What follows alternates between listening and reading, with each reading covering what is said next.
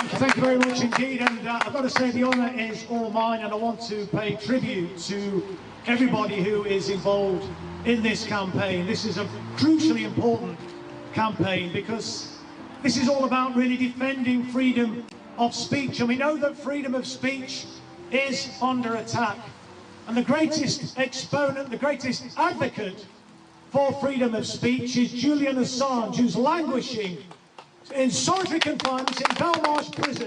That is a stain on the British state. Britain used to pride itself on standing up for human rights. And here we have a situation where somebody who we should be venerating, who we should be celebrating, is being forced to endure solitary confinement, which is tantamount to torture. Torture taking place on British soil. This cannot be allowed to stand.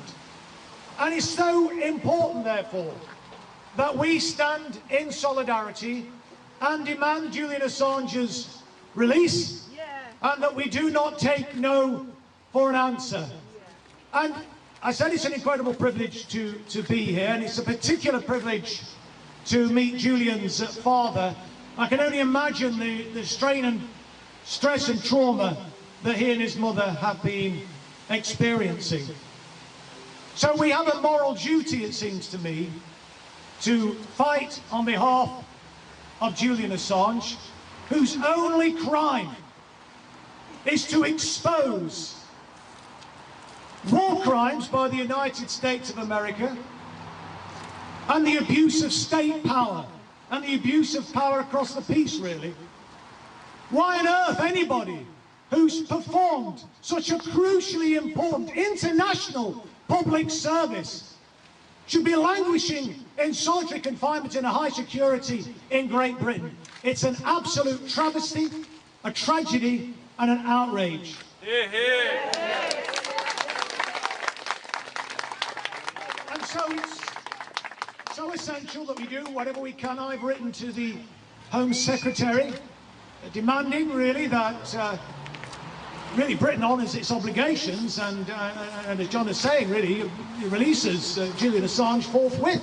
It was bad enough, wasn't it, that he was incarcerated in the first place for the relatively modest crime, if we can put it like that, misdemeanour of skipping bail, but we didn't know the reason why he did that. But to now be told that the end of his sentence is going to remain in prison, we're behaving as some sort of tin pot dictatorship. That's why we absolutely have to stand up and fight this together. And so I urge all of us today to take this message forward and to bring more pressure on other parliamentarians. I know that the Shadow Home Secretary and indeed the Leader of the Opposition, Jeremy Corbyn, and Diane Abbott have made their support for Julian very clear when he was dragged from the Ecuadorian embassy. But I want to see this issue being raised more regularly on the floor of the House of Commons. I want to see the government being put under pressure. And where are the British journalists? Where is the free press in this country? Why aren't they defending one of their own? That's a very, very serious question. So look, there is a possibility, I know we're getting to discussing Brexit today, but there is a possibility that we might have an interim government and we might have Jeremy Corbyn going across the threshold of 10 Downing Street ahead of a general election, and hopefully he'll get over the threshold of 10 Downing Street for a more permanent tenure.